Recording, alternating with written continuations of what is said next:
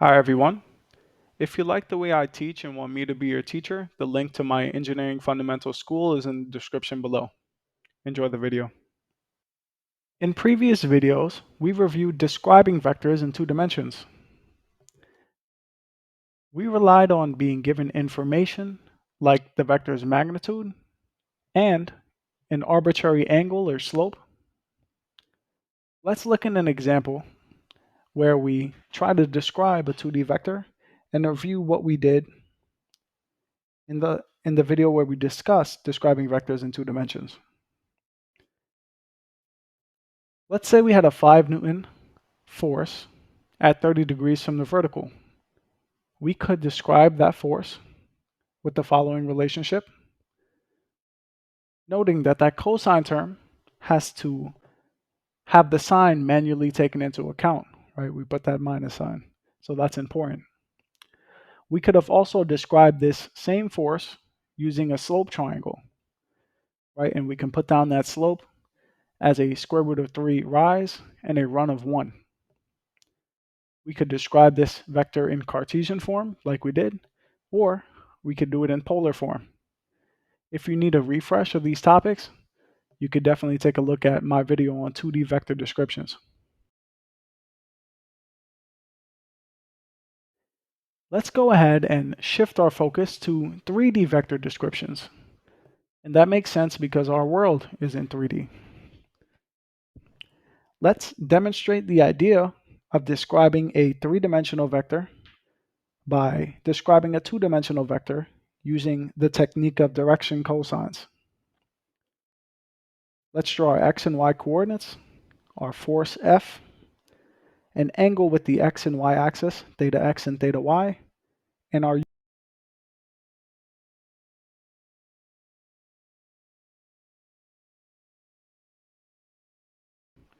let's make sure to write that force in the x and the y components, and we can write the full force as a magnitude scaling up a unit vector direction.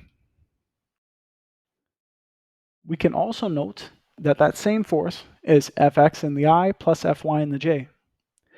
If we go ahead and divide this entire equation by the force F, what we'll be left with is the isolated lambda hat.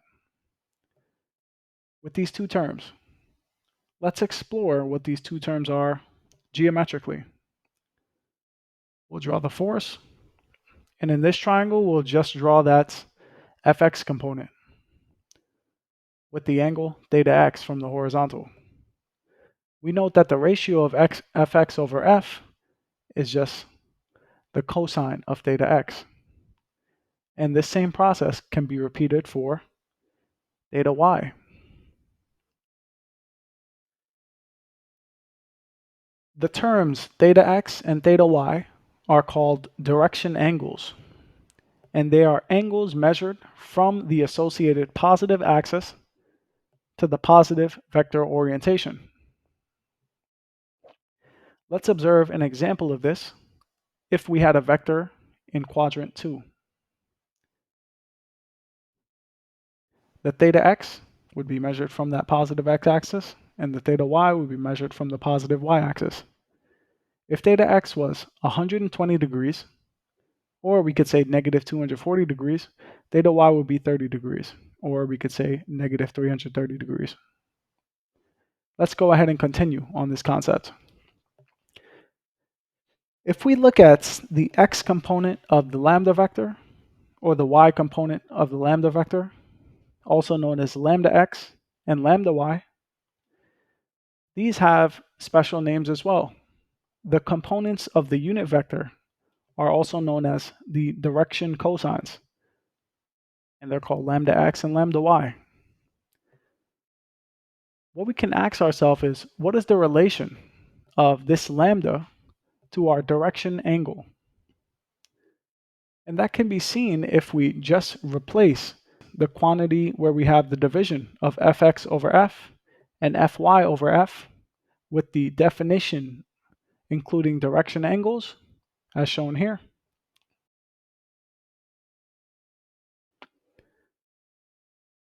We can find a relationship between lambda x and theta x, and then lambda y and theta y. by the idea of projection. If we dot this entire equation with the I hat unit vector, we get this. And if we dot it with j hat, we get the theta y and lambda y relationship. If you need a review of the dot product, please watch my video on the dot product. I think the dot product is one of the most important ideas in statics, and if you understand the dot product, a lot of these concepts that we go through will be a lot more clear to you. Of course, a unit vector's length is 1, so we can see this relationship between lambda, and then we substitute in that relationship for theta, and we get the following relationship. Let's extend this idea to 3 dimensions.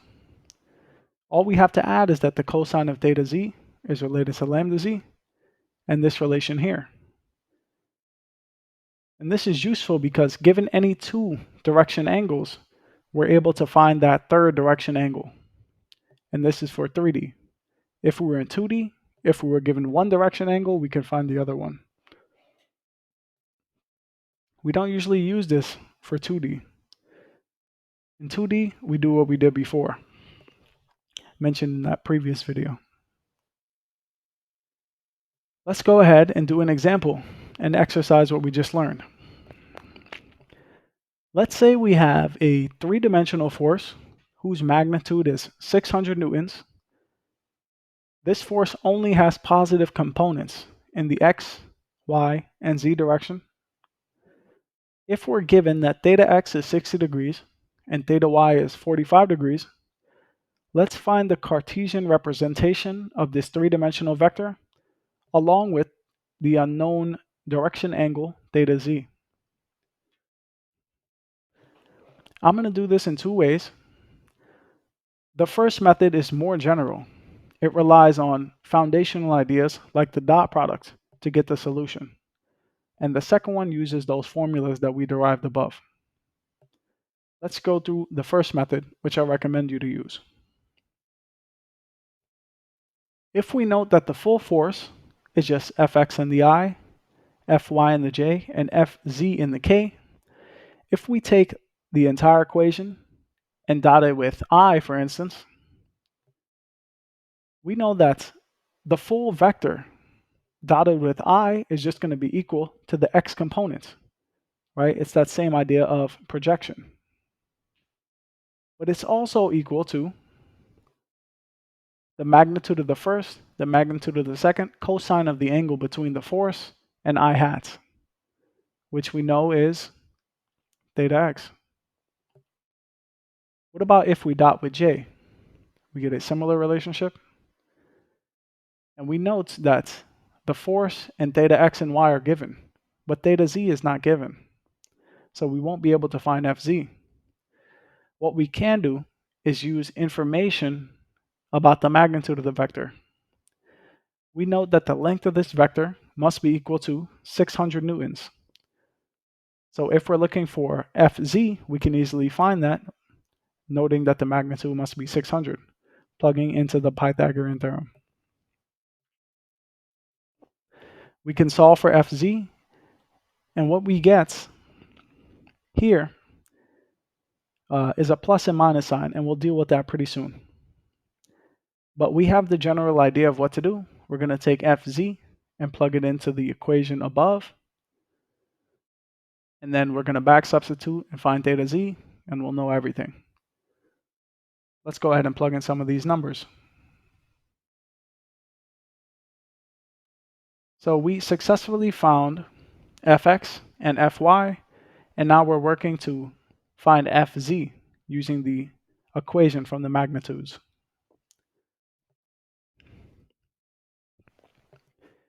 Now we're still stuck with this plus and minus. And some of you guys may be wondering, which one do we take? We go back and read the problem properly, and we see that the force only has positive components. So we know Fz must be positive. We substitute that Fz into the projection equation above, and we can easily find what theta z is, where theta z is equal to 60 degrees. And that 60 degrees, it makes sense. It makes sense because we have an acute angle here. An obtuse angle would mean we have a negative z component, while an acute angle means we have a positive component in the z direction. Let's go ahead and write the full solution here. And this is our answer. Let's move on to using the second method, which is more reliant on the formulas. What we're going to do in this second method is note that lambda, look at the magnitudes of the lambdas, and we're going to substitute in the relationship between the direction cosines and the direction angles. We'll do that for all the direction cosines and direction angles, and we'll plug in what we were given, which was that theta x is 60 degrees and theta y is 45 degrees. If we plug into the equation and solve for theta z, again, we're put in this situation where we're not sure which one to choose, the plus or minus. But we note that all the force components must be positive, so that angle must be acute. So of course, we're going to go with that 60-degree angle. Noting that we have the value of theta z, we can plug into the equation where we relate lambda and the direction angle. Knowing all those direction angles, we can find the full unit vector lambda, and we can scale up that lambda by the magnitude of the force, which is 600 newtons, to find the full force vector. And this is the solution here. I hope you guys were able to learn the idea of the direction cosine in this video and really understand the utility of the dot product.